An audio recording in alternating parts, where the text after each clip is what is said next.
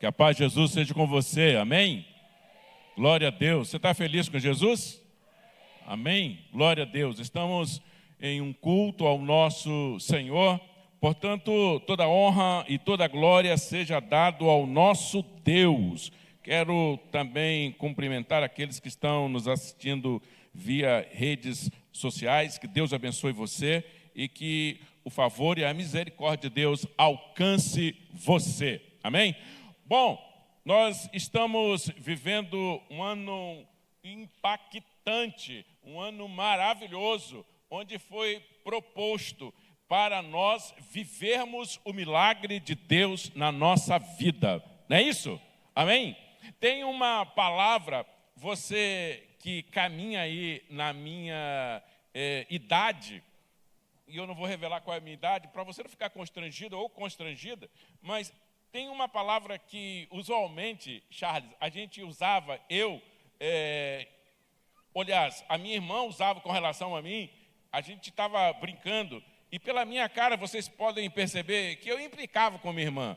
E a minha irmã ia lá correndo para a mamãe e falava assim: mamãe, briga com Eliseu, porque o Eliseu está inticando comigo. Você já viu a palavra inticar? Na verdade é com enticar. Inticar é provocar. Pastor Rodrigo, pastor Amaro está nos indicando, nos provocando a viver o milagre de Deus em 2026. Na realidade, milagre de Deus acontece na nossa vida, ao longo da nossa vida. Eu sou fruto de milagres. Você certamente tem milagre de Deus para receber ou já recebeu.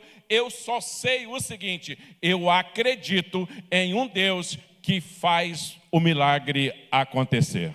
Amém? Glória a Deus, aleluia. E não pode ser diferente, ou não seria diferente a ministração de hoje, a não ser no foco milagres. E quando eu falo nesse foco, eu quero ministrar uma palavra, um título meio que longo, e o Vitor, os meninos da mídia, o Léo me perguntou: pastor, qual o tema da mensagem? Eu falei: meu Deus, eu não sei a mensagem, estava pensando no que iria construir. Você elabora uma coisa, daqui a pouco você corta outra. Eu falei: Léo, eu não tenho nada. E foi hoje pela manhã, quando eu estava pensando no que eu iria ministrar, me veio o seguinte tema: homens, barcos e tempestades. Cenário perfeito para o milagre acontecer. Eu vou repetir: homens, barcos e tempestades. Cenário perfeito para o milagre acontecer.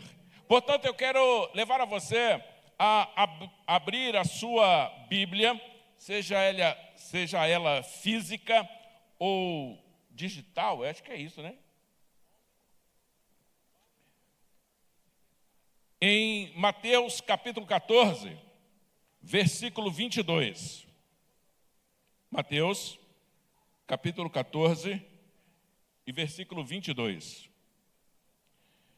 A Bíblia que eu tenho em mãos, a versão, diz assim: e imediatamente forçou os discípulos a subir no barco e ir adiante dele para as margens opostas, enquanto despedia as multidões. E depois de despedir as multidões, subiu à montanha para orar em privado, e ao anoitecer estava ali sozinho. Mas o barco, distante já muitos estádios da costa, era açoitado pelas ondas, porque o vento era contrário. E à quarta vigília da noite, veio a eles andando sobre o mar. Quando os discípulos o viram andando sobre o mar, turbaram-se e disseram: é um fantasma. Gritaram de medo. Mas em seguida lhes falou dizendo: tende ânimo, sou eu, não tem mais. Pedro então respondendo disse: Senhor, se és tu, manda-me ir a ti sobre as águas. Ele disse: vem. E descendo do barco, Pedro andava sobre as águas para ir a Jesus. Porém, ao ver o vento, teve medo, e ao começar a afundar, gritou dizendo: Senhor, salva-me! Prontamente Jesus, estendendo uma mão, o agarrou e disse: deficiente de fé, por que duvidaste? E quando eles subiram ao barco, o vento cessou, e que estavam no barco o adoraram, dizendo: verdadeiramente és filhos de Deus. Amém? Amados, ao fazermos essa leitura, e automaticamente, eu sei que você já leu esse texto, alguém já leu para você, repetidas vezes, mas atenciosamente nós percebemos algo de interessante nesse texto. Quando nós começamos a ler, então, a Bíblia diz que imediatamente Jesus forçou os discípulos a atravessarem ou irem para a margem oposta. Ou seja, na cabeça dos discípulos não era para sair naquela hora e nem naquele momento. Por quê? Porque quando você lê versículos anteriores, mesmo no mesmo capítulo, você vai perceber que Jesus acabara de realizar o milagre da multiplicação de 5 pães e 2 peixes. Quando nós olhamos essa multiplicação, a Bíblia vai dizer que foram alimentadas 5.000 homens, fora mulheres e crianças. Então, quando nós dizemos, foi alimentado 5.000, na realidade, tinha muito mais gente quando você vai fazer uma conferência no texto em que você lê. Então, a popularidade de Jesus estava num estágio interessante, porque as pessoas estavam procurando Jesus. Os discípulos, então, naturalmente perguntaram ou se interrogaram por quê que agora o ministério do Senhor está sendo reconhecido, os milagres estão acontecendo, por que deixar a multidão agora, te deixar aqui sozinho e atravessar o mar? Para que isso? Sabe, irmãos, tem coisas na nossa vida que a gente não deve perguntar ao Senhor, é simplesmente obedecer. Se o Jesus mandar ir, então vá. Se Jesus mandar você fazer, faça, embora não faça muito sentido para você agora, mas se o Senhor mandou você atravessar, se Deus mandou você fazer alguma coisa, faça, porque Ele garante o resultado final. Olhando para esse texto, eu vejo, irmãos, que quando tem situações na nossa vida que nós somos levados a fazer. Para que nós somos levados a fazer? Existem 2 palavras que nós lemos em toda a Bíblia, que é tentação e provação. Quando nós falamos a palavra provação, isso não vem de Deus. Tentação, melhor dizendo, tentação não vem de Deus. Tentação vem do inimigo para tentar você, para destruir você. Provação já é totalmente ao contrário, totalmente vem de Deus. Para que Deus prova você? Para que Deus prova a minha pessoa? Por que Deus nos prova? Será que é porque Deus não nos conhece? Será que Deus não sabe do seu interior? Não, irmãos, Deus nos prova, muito embora Ele saiba quem sou eu, quem é você, Ele nos prova para que você saiba quem é você, porque você mesmo não sabe quem é você ainda. Então as provações vêm para ver quem é você. Tem professores aqui. Enquanto eu estava meditando nessa palavra, eu lembrei do Everton, que é professor e dos bons, agora está mexendo com eletricidade, né? É o homem da eletricidade. Então, assim, quando nas provas que ele corrige, que ele faz, ou que ele aplica a prova, não é para testar o conhecimento dele, mas é para testar o conhecimento dos alunos, daqueles que estão aprendendo alguma coisa. E, na realidade, não só ele, mas todos os professores aplicam testes para saber do conhecimento do aluno, não é para testar o professor. E quando nós lemos aqui, na verdade, Deus estava, através de Jesus, que é o Deus encarnado, impulsionando os discípulos a irem para provocar algo neles, para que a fé nele pudesse ser aumentada. Está fazendo sentido para você? Amém? Então, Deus forçou, Jesus forçou eles a atravessarem. Agora, tem algo no texto muito interessante. Enquanto eles estavam indo, obedecendo o mandado de Jesus, nós vemos que Jesus ficou para despedir as multidões. Qual multidão era essa? Aquela em que ele distribuiu pão e peixe para que eles se alimentassem. E para onde foi Jesus? Jesus subiu a montanha para orar.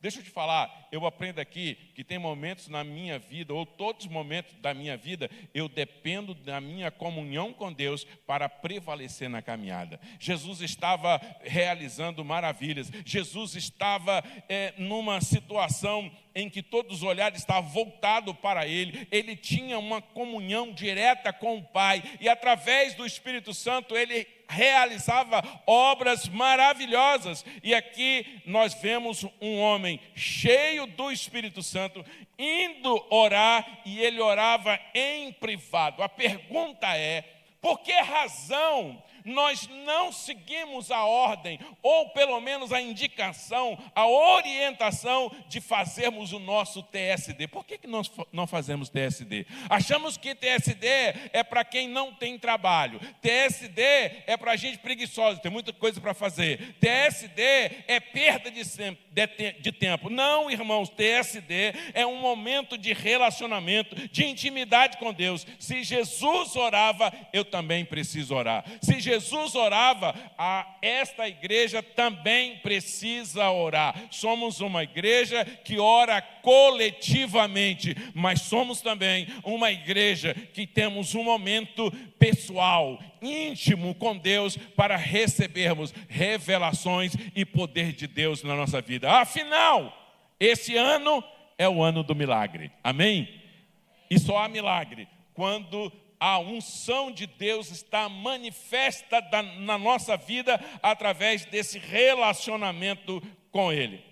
Agora, prosseguindo o texto vai dizer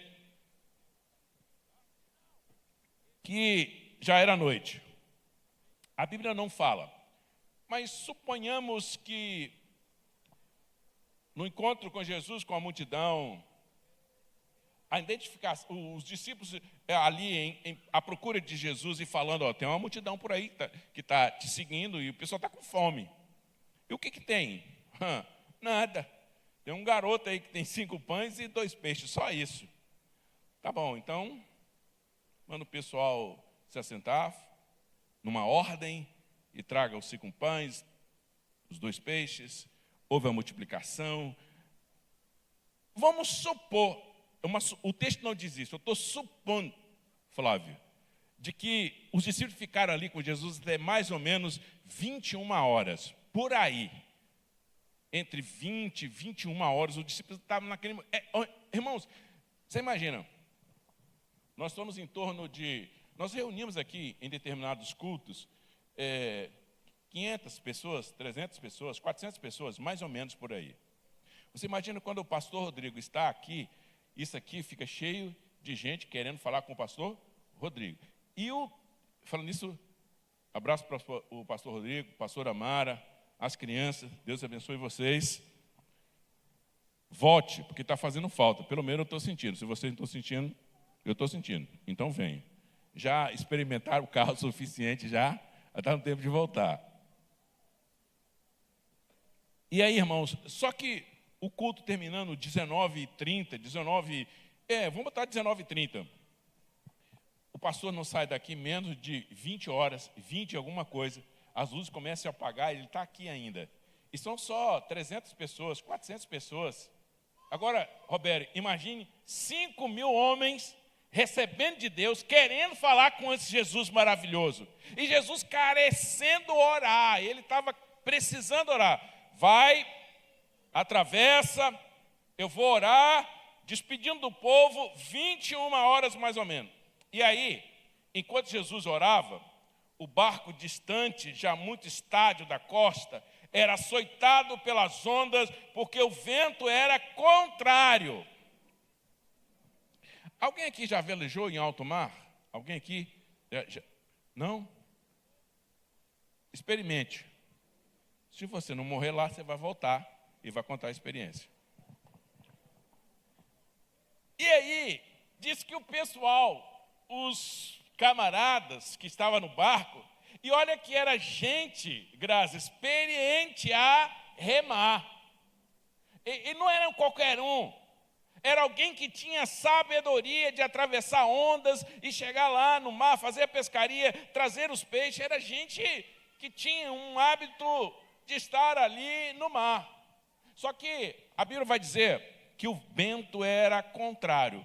Vamos supor, é uma suposição, tá bom? Então, eu vou conferir no texto se pregou errado. Não é isso não, estou supondo. Vamos supor que eu só li, não fiz referência de onde que faz no norte, ficava no sul, e só sei que estava no mar. Imagine que você quer ir para o sul, mas o vento está soprando do norte.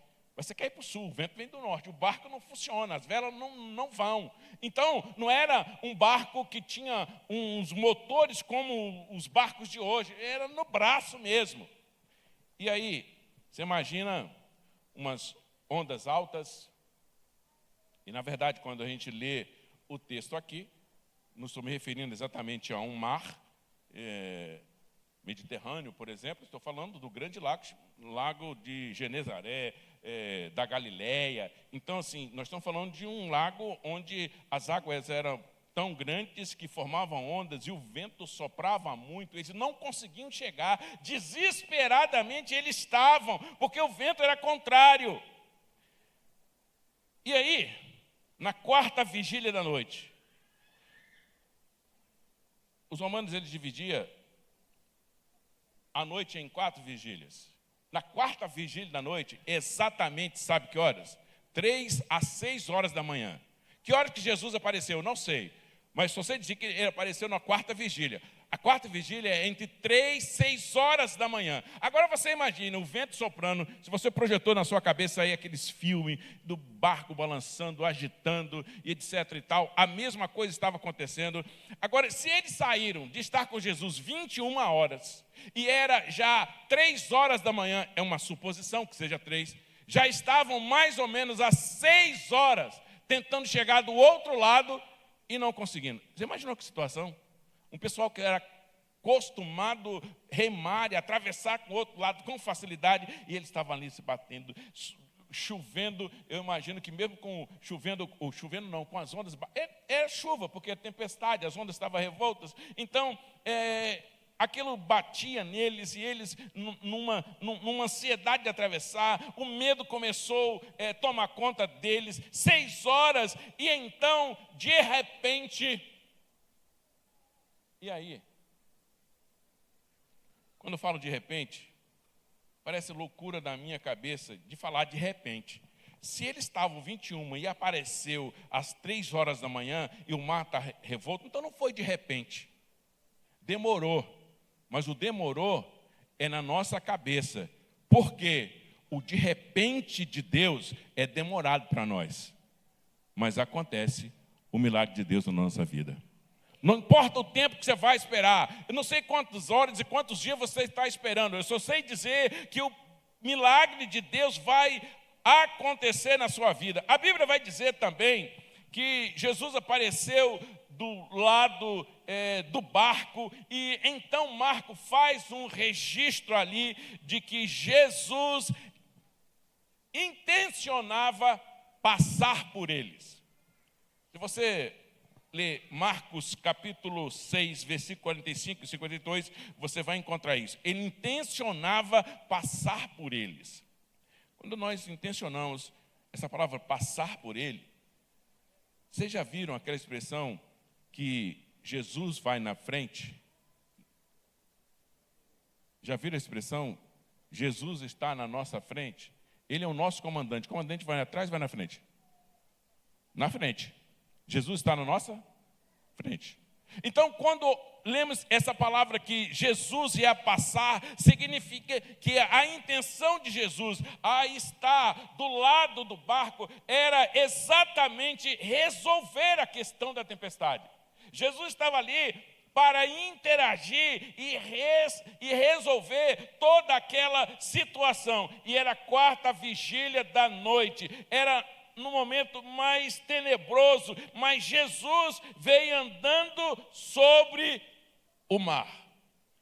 Eu não sei qual o tempo da sua peleja, eu não sei qual o tempo da sua dificuldade, eu não sei quantos dias, ou quantos meses, ou quantos anos você tem orado, eu só sei dizer que de repente Jesus vai aparecer do seu lado e vai resolver o seu problema.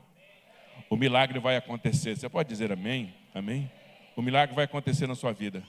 Não desespere não. Não desespere não. É isso mesmo. Glória a Deus. Aleluia. Jesus vai fazer. Ele quer fazer e Ele vai fazer. Agora, preste atenção. Com medo de se afogarem, de perderem a embarcação, os discípulos viram andando sobre o mar, turbaram o seu coração e disseram: é um fantasma. Com medo. Sabe, tem momento na nossa vida. Tem algumas pessoas que leem esse texto e dizem: mas aqueles homens eram covardes, como que naquele momento não reconheceram qual era Jesus? Agora, preste atenção, tem momento na nossa vida em que nós estamos lutando, em que estamos no desespero, sabe, irmão, e de repente aparece do seu lado uma figura com o cabelo branco, o olho ou os olhos como chama de fogo, da boca sai uma espada de 2 gumes, os pés são reluzentes como latão. Você vai dizer: Jesus, tem misericórdia de mim. Você diz isso no desespero, num momento. Agora você pode até dizer, que eu estou dizendo o que está escrito em Apocalipse com a revelação de Jesus, mas no momento de desespero, você diz o quê? Não é Jesus não, é outra coisa, menos Jesus. Na hora do desespero, Everton, a gente não reconhece que é Deus falando conosco. Na hora do desespero, a gente acha que é uma outra coisa, menos Jesus. Na hora do desespero, a gente é capaz de trocar a misericórdia de Deus por outra coisa, por não entendermos do que Jesus quer fazer, o milagre na nossa vida. Então, de repente ele aparece e os homens com medo, muita água, muito vento, eles desesperados disseram: é um fantasma. Sabe, irmão, às vezes Deus está se manifestando a nós, nós estamos dizendo: é a sogra. Por que eu estou falando sogra? Porque a sogra também é usada por Deus para dar direção a você. Mas você acha que é sogra? É sogra, não é Jesus usando a sogra. Mas Deus usa a sogra. Ou não usa, Robério?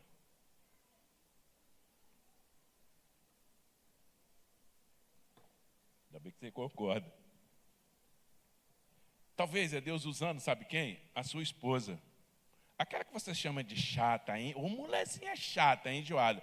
Deus usa a boca dessa mulher para dar uma direção a você, marido cabeça dura, que acha que é o homem da casa e que só você canta de galo na sua casa. Deus está usando a boca da sua esposa e você está achando que é simplesmente a sua esposa, aquela enjoadinha que você casou, que na verdade agora é enjoada, porque quando você conhecia antes não era enjoada não. Era a mulher da sua... Gente, é um espetáculo. Que loira maravilhosa. Que morena espetacular. Agora, a loura é enjoada. A morena não faz mais sentido para você. Agora, depois de tanto tempo, de 10 anos, 5 anos, ou o nosso, eu e a Anísia, depois de 45 anos, onde eu fui ancorar meu barco? E aí essa pessoa fala com você, dá uma direção de Deus para você, mas você está tão envolvido no seu problema que haja é mais uma que está enchendo a minha paciência. E Deus está insistindo, falando com você: ei, sou eu. Preste atenção naquilo que Deus está falando com você. Deus vai fazer milagre, mas você precisa identificar o que é Deus falando com você. E Deus usa a sogra. O sogro. Deus usa a sogra, irmão. O esposo, a esposa. Deus usa filhos para falar conosco. Menino, Deus usa filhos para falar conosco. Ao longo da minha vida, eu tenho experimentado tudo isso que eu estou falando. Sogra, experiência minha, tá bom? Eu estou falando isso porque Deus já fez comigo. Se fez comigo, ruim do jeito que eu sou, não faz você que é bonitão, inteligente? Claro que faz. Um dia nós estávamos passando uma situação difícil na nossa vida. E eu desesperado no que fazer. Um dos meus filhos, pequeno, 4, 5 anos, não sei exatamente a idade deles, chegou para mim e disse assim: o senhor tem fé? Eu falei: irmão, perguntar para mim se eu tenho fé, um camarada grande, né? Tempo de estrada. Eu falei: claro que eu tenho. Então acredite que Deus vai fazer. Ô irmão, você não é Deus falando na boca desse menino, Satanás não pode ser. Eu falei: Deus, eu acredito. E Deus realmente fez. Eis a razão porque eu estou aqui. Eu acreditei na palavra daquela criança, que era Deus falando comigo. Não era simplesmente um menino pequeno, não, era alguém sendo usado por Deus. Então, mas o texto continua dizendo o seguinte: mas em seguida falou dizendo: tem de bom ânimo, eu sou, não temais. Em outras versões diz assim, Jesus chega para o povo e diz assim: coragem. Olharam para os homens todos assustados com aquela violência toda, e Jesus disse: coragem. Só que Jesus não falou assim, medrosos. Ele não falou assim, falou medrosos. Vocês estão acostumados com a água, vocês estão acostumados no barco, remar, vocês são medrosos. Jesus disse: não, coragem. E essa coragem, quando você lê o texto no original, coragem significa o seguinte: muito embora você esteja com medo, algo está apavorando você, tome uma atitude, coragem. Não fique preso ao medo, tenha coragem. Sabe, às vezes as coisas nos incomodam mesmo, às vezes as coisas nos assustam, e aí a gente fica muito parado. Mas Jesus disse: não fique parado, faça alguma coisa, tenha coragem. É isso que a palavra de Deus está dizendo. Quando nós olhamos para isso aqui, Jesus diz o seguinte: por que você tem que ter coragem? Para que você tem que ter coragem? Por que você precisa ter coragem? Porque eu sou. Sabe, Jesus está dizendo: tenha coragem, porque eu tenho o resultado final para você. Tenha coragem, porque eu tenho a solução para você. Tenha coragem, embora que você esteja aí com medo. Eu sei que você está com medo. Ou você acha que Jesus não entende do nosso medo? Ele entende. E nesse medo, tome uma atitude, tenha coragem, que nós vamos chegar ao final do ano. E no final do ano, ou quem sabe até antes, contar milagres da parte de Deus acontecendo na nossa vida. Que embora o medo nos provoque, mas tenha coragem, porque Jesus está conosco. Tenha coragem, porque Ele que está do seu lado. E aí, num sentido mais imediato, alguém do barco diz o seguinte, e esse alguém, Pedro, diz o seguinte: Senhor, se és tu, manda-me ir a ti sobre as águas. Amados, parece uma frase boba, mas eu compreendo aqui algo interessante e inteligente da parte de Pedro. Senhor, não era uma dúvida de Pedro, mas ele queria uma confirmação de que Jesus realmente iria fazer algo extraordinário naquele momento. E Jesus pergunta: Senhor, se é da tua vontade, manda eu estar com o Senhor. Sabe, irmão, às vezes nós tomamos decisão ou decisões na nossa vida que é por nossa livre e espontânea vontade, e não pergunta a Deus se é da vontade dele. Às vezes nós tomamos decisões na nossa vida que é algo que nós precisamos perguntar ao Senhor: Deus, eu posso ir, eu posso fazer, realmente o Senhor aprova isso que eu estou querendo fazer? E naturalmente Jesus responde a você. Sabe, tem pessoas que acham que porque estão passando dificuldades, estão num aperto, qualquer decisão que eles façam é acertada. E não é. Precisa de direção de Deus.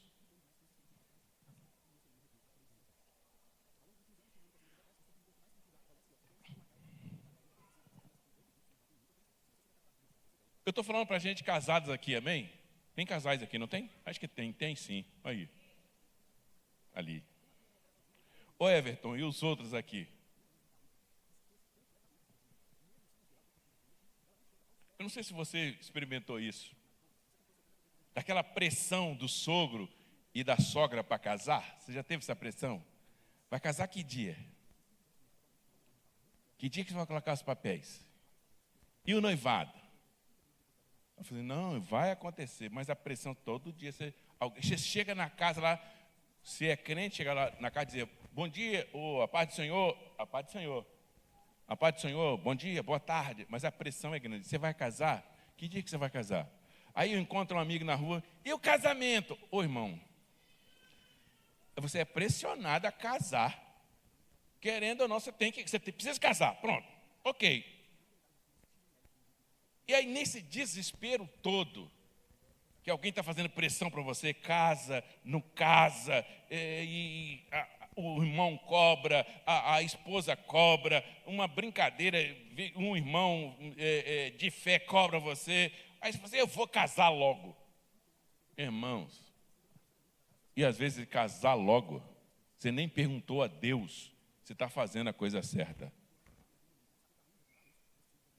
Deixa eu te falar, eu fui pressionado para casar, você acredita? Eu? Como que um pai tem a coragem de pressionar eu para casar com uma menina tão bonita igual a Anísia? Eu não sei, o camarada era meio maluco, a mãe também. A família toda, fazer pressão para eu casar. Eu falei, tá bom, eu vou casar. E aí eu falei, mãe, eu preciso comprar uma aliança. Ô dó. Eu não sei se perdi essa aliança. Eu comprei a aliança. Era mais fina do que um fio de cabelo. Lembra daquela aliança fina? Que você conheceu, aliança fina? Pois é, a minha era mais fina ainda. Era uma aliança, era de ouro, mas era fina. E aí eu coloquei aquela aliança no bolso e perguntei, meu Deus, e agora? Vou ficar noivo ou não vou ficar noivo? Não é que eu não gostava da Anísia, não era da Anísia. Deus, essa é a mulher que o Senhor tem para mim? Ou tem outra para mim? Afinal de contas, tem um monte de mulher no mundo, é essa mesmo? Eu não vou perguntar outra coisa, eu vou perguntar a Deus. E eu fui procurar a resposta de Deus para mim.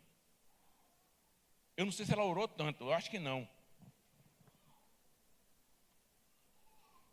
Ela orou depois. E funcionou, que eu estou melhorando. Nem tanto, mas estou melhor. Coloquei aquele par de aliança no bolso. Já falei essa história aqui. E com aquela aliança no bolso, eu fui orar, falar com Deus. Deus, é vontade mesmo. São casos, eu vou ficar noivo hoje, mas é vontade. Porque na minha cabeça era assim, do tipo, Deus desceu um rolo e escrito, eis que eu te digo, meu servo, case que ela é mesmo a sua futura mulher por resto da vida. Eu não recebi essa resposta. Não parecia, nenhum anjinho não apareceu do meu lado para dizer casa. Eu falei, Deus não fala nada aí, como é que eu vou fazer? Aí eu fui orar. A irmã se alegrou. Quem é da outra tribo sabe como é que nós somos alegres, né? Não estou dizendo que a Batista não é. E aí nós oramos, nós cantamos, nós falamos em línguas. Eu não entendi nada, porque eu estava mais interessado em saber quem era. A vez que Deus fala, Deus, meu filho, estou te dizendo que você é realmente o esposo dela. Não foi isso que aconteceu. A irmã se alegrou, choramos, cantamos um de novo, quase que foi uma vigília. Eu cheguei, era 15, 16 horas, quase que nós fomos orando a tarde toda. Falei, Deus não falou nada. Eu ia saindo para casa. Falei, eu vou voltar, Deus não falou nada, eu vou voltar com essa aliança. Mas eu tenho que ter uma resposta de Deus. Eu fui teimoso. Aí na porta da casa, saindo da casa da irmã que nós estávamos orando, eu falei, ô irmã, quando a senhora estava orando, a senhora deu uns gritos aí, falou umas línguas, eu não entendi nada. A senhora está, é o que mesmo aquilo? A senhora viu o quê? Eu falei, meu filho, eu senti a presença de Deus. Claro que foi a presença de Deus, se não foi a presença de Deus, é do diabo, mas eu entendi que foi de Deus. Você sentiu a presença de Deus mesmo, irmão? Senti, meu filho. Eu falei, nessa presença de Deus, o que foi que a senhora sentiu? A senhora teve alguma visão, alguma coisa? Meu filho, eu tive uma visão. Me alegrei. Eu falei, eu sei que você alegrou, abençoado, mas conta, por favor, o que você viu. Ela disse, no final da história, eu vi a noiva do cordeiro. Quando falou noiva, irmão, eu falei, opa, tem um negócio aí para mim. Ela falou assim, eu vi a noiva do cordeiro. Eu falei, como é que era essa noiva do cordeiro? Ela falou assim, uma estatura mediana. Eu falei, Anísia não é alta nem baixa. É mediana. Eu falei, conta mais. Pois é, ela não era magrinha, era meio fortinha. Eu falei, era gorda. Não estou dizendo que a Anísia era gorda, mas assim, era fortinha. Eu falei, rapaz. Eu falei, ela falou assim, e a cor era morena clara. Eu falei, Roberto, fez uma leitura quem era Anísia. E para completar, a resposta de Deus foi exata, porque eu tinha uma preocupação meio besta e idiota, enfim. Aí, sabe, eu não vou entrar em detalhe aqui. Aí, sabe o que a mulher me disse? A irmã disse assim, e outra coisa, meu filho, ela era linda e tinha um véu como simbologia de virgindade, de pureza, cobrindo o seu rosto. Eu falei, é a Anísia. Eu desci a ladeira, fiquei noivo e estou com ela até hoje.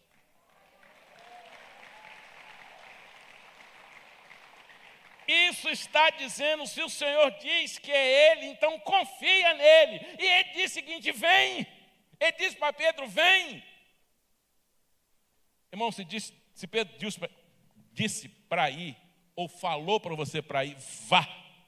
E eu fui, baseado nessa palavra, nessa orientação de Deus, fui lá, realizei o casamento e para a glória de Deus, somos abençoados, porque Deus está nos sustentando. Não porque eu sou um super-homem ou a Anísia é uma super-mulher, não, porque Deus disse para mim, vem. Disse para ela também, em outras coisas que ela fez, proposta de Deus. E sabe qual foi a proposta de Deus? E eu posso contar isso aqui livremente. Ela disse o seguinte, durante o tempo que nós estivemos namorando, não, que a gente namora até hoje. Falar que eu não namoro a Anísia até hoje não faz sentido, né? No tempo que estava conhecendo ela melhor, ela assim, em todo momento que eles iam vir aqui em casa, dos nossos momentos de conversa, e se ele nunca tentar uma relação sexual antes do casamento, é o cara que Deus separou para mim. Ô irmão, Deus é tão bom, que nunca passou pela minha cabeça isso. E a Anísia então entendeu, é Deus me respondendo. Se Jesus disse vem, garanta, vá na frente, Deus é poderoso para cumprir tudo isso. Irmãos, quando eu olho esse texto, eu vejo então que ele desce do barco.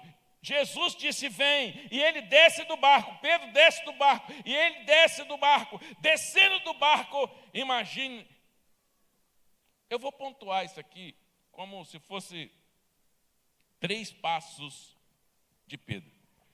Primeiro passo que ele deu sobre as águas, passo de esperança. Deus mandou ir, eu vou chegar. Esse passo era uma esperança total. Esse passo era uma convicção que ele chegar perto de Jesus e ter a certeza de que algo estava acontecendo. O segundo passo de Pedro foi um passo de confiança. Ei, eu estou realmente pisando sobre as águas. Tem um vento acontecendo aí, tem umas águas revoltas, mas eu sei que o meu Jesus está comigo. Eu tenho certeza que é Ele que está ali e eu vou chegar. E Ele deu primeiro passo de esperança, segundo passo de confiança e o terceiro passo. Eu não estou dizendo que deu 3 passos, não. Eu só estou pontuando a situação que eu imagino que seja o passo do medo. Ô, irmão, como é decepcionante você dar o passo do medo. Porque o que aconteceu? As ondas continuaram sendo a mesma coisa, o vento continuou sendo a mesma coisa, mas acontece que Pedro, ele reparou na força do vento. O milagre estava acontecendo, sim ou não? Sim. Mas foi interrompido. Por quê? Ele ficou com medo. Para ilustrar isso melhor, Deus tirou o pessoal do Egito com mão forte, amém? Atravessou toda aquela situação e então ele, protegendo, guardando o pessoal, chegou na divisa para entrar em Canaã. O milagre estava acontecendo, sim ou não? Mas por causa da dúvida, por causa do medo do pessoal de Israel, em que horas, em que tempo, em que momento se cumpriu o milagre do povo de Israel? 40 anos depois. Talvez você está na porta de receber o seu milagre, está vivendo a experiência do milagre, mas o medo, será que faz tempo que... E aí você fica numa dúvida, e na dúvida e no medo não opera milagres de Deus na sua vida. E Pedro então começa a afundar. Às vezes nós não recebemos o milagre, nós começamos a afundar, porque nós duvidamos daquilo que Deus tem possibilidade de fazer na nossa vida. Mas nessa noite, saia daqui com a convicção que Deus é Deus, e se Ele prometeu, Ele vai cumprir. Olhando para esse texto, vejo mais uma situação ainda. Ao ver o vento, ele teve medo, começou a afundar e gritou: Senhor, salva-me, Senhor, tem misericórdia de mim. Às vezes nós afundamos, não completamos o milagre porque nós somos egocêntricos, não queremos ajuda, não queremos misericórdia, não queremos que alguém nos socorra, e aí nós não pedimos ajuda, mas no pedir ajuda ao milagre de Deus. A potencialidade de Deus acontece quando nós abrimos o coração e pedimos: Deus, tem misericórdia de mim, eu preciso de ajuda. E Deus é tão bom, que faz o quê? Estende a mão. E quando Ele estende a mão e pega Pedro, ele diz o seguinte: homem de pouca fé. Mas acontece que Pedro: Deus, tem misericórdia de mim, Jesus, tem misericórdia de mim. Talvez se fosse eu disse: morra aí, miserável, que se dane, vai morrer afogado, amanhã é mais um que nós vamos sepultar. Mas Jesus não fez isso. Jesus estendeu a mão, segurou na mão de Pedro e disse: homem de pouca fé. Se fosse outra, diria o seguinte: você não tem fé não? E Pedro lá, Jesus: você não tem fé não? Não, mas Jesus segurou, puxando ele: homem de pouca fé. Isso não significa, irmãos, que Pedro não tinha fé nenhuma. Ele tinha pouca fé, mas tinha fé? Tinha. O milagre começou a acontecer na vida dele? Sim. É sinal de fé? É. Mas ele não teve fé suficiente para esperar o milagre acontecer na vida dele. Quem já leu o livro do pastor Rodrigo vai entender tudo isso que eu estou falando. Milagres ao longo do caminho. Deus estende a mão, Deus te põe de pé, Deus te volta a te suster. Então, e começou a afundar, gritou dizendo: Senhor, salva-me. Prontamente Jesus, estendendo a mão, o agarrou e disse: deficiente de fé, homem de pouca fé, por que duvidas? Nós estamos vivendo o milagre de Deus na nossa vida. Não duvide de tudo aquilo que Deus pode fazer por você. Não há tempo de você desesperar, não há tempo de tomar decisões precipitadas dentro do desespero. Espera o tempo de Deus acontecer. Eu e a Nise estamos vivendo momentos de tensão, não no relacionamento, tensão da vida, coisa da vida, mas nós estamos esperando o tempo de Deus. Estamos o tempo na medida certa. Estamos dando o passo no momento oportuno, para que não interfiríamos naquilo que Deus tem que fazer na nossa vida. Irmãos, eu preciso entender que Deus quer fazer milagre, mas eu também preciso entender que preciso corroborar com esses milagres que Deus tem que fazer na minha vida. Não seja aquele que frustre os planos de Deus na sua vida. Então, quando nós caminhamos para a leitura final do texto, está dizendo o seguinte: e quando eles subiram ao barco, o vento fez o quê? Cessou. Pedro e Jesus subiram no barco. Quando entraram no barco, alguma coisa aconteceu. Sabe o que aconteceu? De repente, o vento cessou. As águas acalmaram. E eles seguiram viagem tranquilo.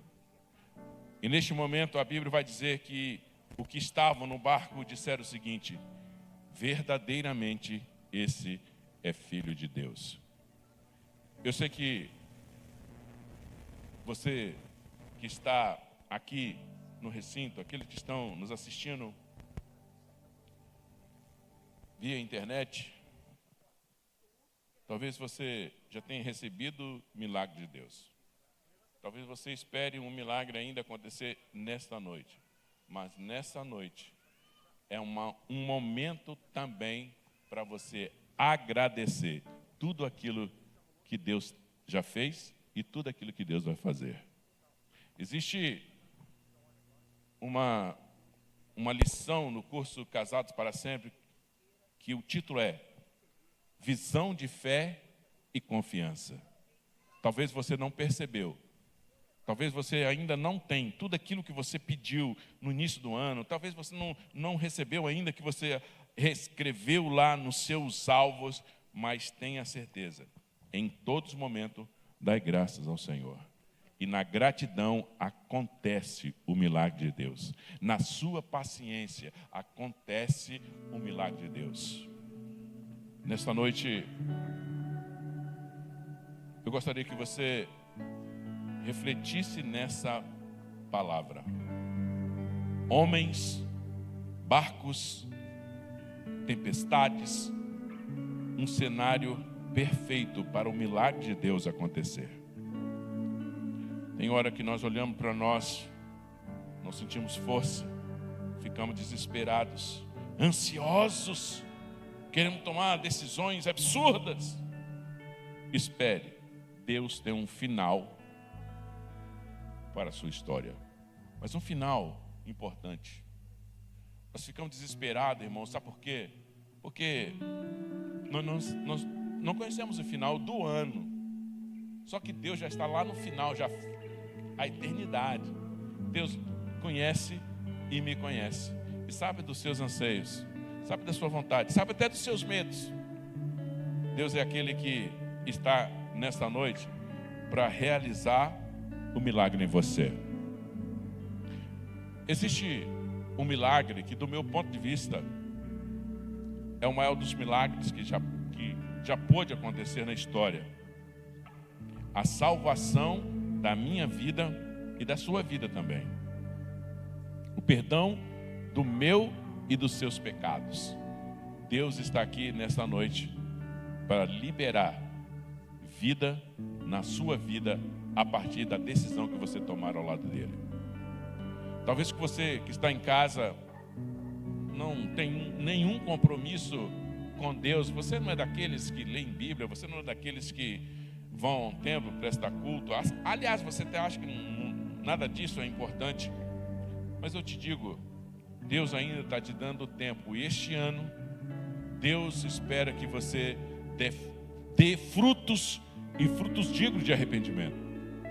Então, se você está aqui no templo, aqui agora, e se você puder vir à frente, ou no lugar em que você está, levantar a sua mão e dizer: eu vou tomar uma decisão ao lado desse Jesus que resolve todas as situações. E Jesus está dizendo que você não pode ter medo, que também você não pode duvidar. Não é isso. Mas creia somente que Ele pode resolver todas as coisas. Perguntar a Ele, relacionamento de fé com Ele, faz todas as situações se resolverem. E talvez você quer tomar uma decisão ao lado de Jesus. Tem alguém aqui que quer se decidir ao lado de Jesus? Tem alguém aqui que eu vou me decidir ao lado desse Deus para experimentar os milagres que vocês dizem, o que vocês pregam, que já ouvi alguém falar. Tem alguém aqui nessa noite? Alguém que está nos ouvindo e quer fazer um compromisso com Deus? Eu não sei. Talvez na mídia lá alguém receba alguma informação e consiga nos passar. Mas nessa noite, você pode falhar, mas o nosso Deus não falha. Você pode viver situações que são desagradáveis. Eu também vivo.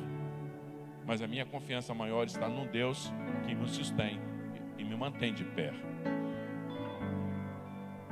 Nessa noite,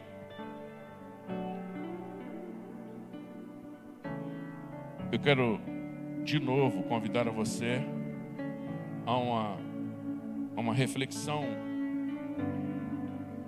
profunda e sincera de todos os seus atos diante de Deus. Não conheço você, mas Deus te conhece. Esse é o momento, esta é a hora.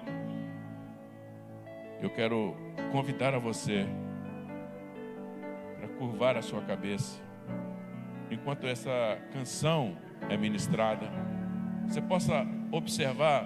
É claro que você vai ouvir a voz daquele que estão cantando, claro, mas o conteúdo da letra, se você percebe alguma coisa de Deus falando com você, eu tenho certeza que Deus vai falar com você. Talvez, irmãos, nós somos acostumados a ouvir uma canção já faz tempo, muito tempo. A gente ouve e só mais uma canção. Mas nessa noite, abra o seu coração para Deus trabalhar na sua vida.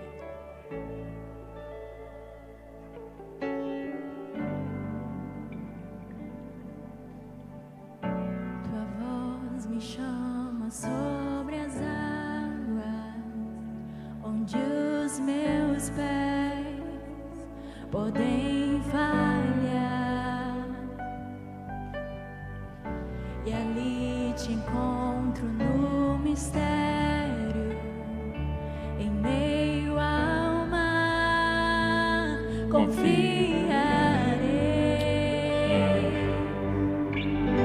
E ao teu nome clamarei, e além das ondas olharei. Se o mar crescer, somente em ti confiarei, pois eu sou teu e tu és meu.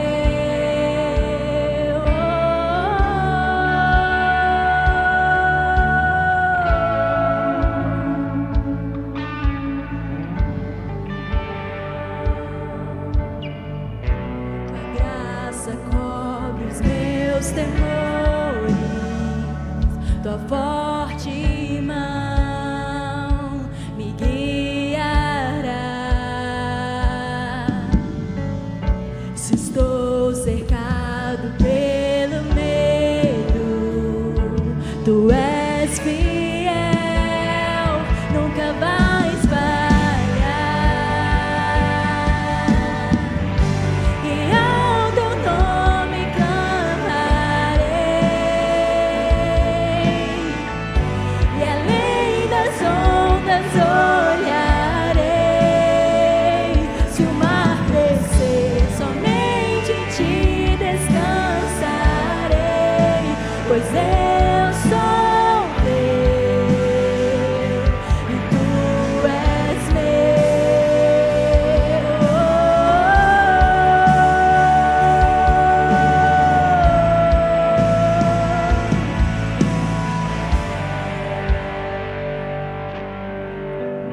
Eu quero convidar você a ficar de pé nesse instante. E nessa proposta de oração, continue falando com Deus. Talvez você tenha caminhado com medo, na dúvida, e ainda você não tem experimentado o milagre do Senhor. Descanse nele. Embora os seus pés possam falhar, confie no Senhor, que Ele tem a resposta para você. O milagre vai acontecer. Deus, nós nos reunimos nesse lugar nesta noite. Prestamos ao Senhor um culto coletivo. E nesse cultuar ao Senhor, nós cantamos, nós ofertamos ao Senhor, dizimamos, primiciamos e também tivemos uma oportunidade de fazermos uma reflexão na Tua palavra. E a Tua palavra foi muito clara para nós nessa noite, em nos dizer que em meio a situações que na nossa cabeça parece confusa e desesperadora, é nesse momento que o Senhor entra com providência e traz a resposta, sara a nossa alma e o milagre acontece. Deus, nós queremos experimentar isso. Nos perdoe pelas nossas falhas, nos perdoe porque envolto pelo medo nós não caminhamos, nós paramos e de repente nós estamos até afundando. Mas Deus tenha misericórdia de nós, nos segure pela mão e nos coloque sobre as águas, firme os nossos pés e que nós possamos viver o extraordinário do Senhor na nossa vida. Eu sei que o Deus de milagre vai continuar conosco, e nessa continuação que nós possamos avançar, olhando para o Senhor, ignorando a circunstância ou até percebendo a circunstância, mas o nosso olhar está fixo no Senhor. As circunstâncias não nos atrapalharão, porque nós sabemos quem é que está conosco, quem é que está segurando na nossa mão, quem é que dará um resultado para nossas vidas. O milagre nós esperamos, porque o Senhor não falha. Toda honra, toda glória seja dado ao nome do Senhor Jesus, aquele que não importa se tem tempestades, porque o Senhor não conhece tempestade. O Senhor é aquele que triunfa todos os dias, em todos os momentos, e nós, aqueles que acreditamos no Deus da vitória, a Ele a honra, a glória e o poder para todos sempre. Amém e amém. Aleluia. Tenha uma boa semana. Vai na paz de Jesus. Deus abençoe você e experimente algo da parte de Deus ainda esta semana que você ainda não experimentou. Deus abençoe. Vai na paz de Jesus.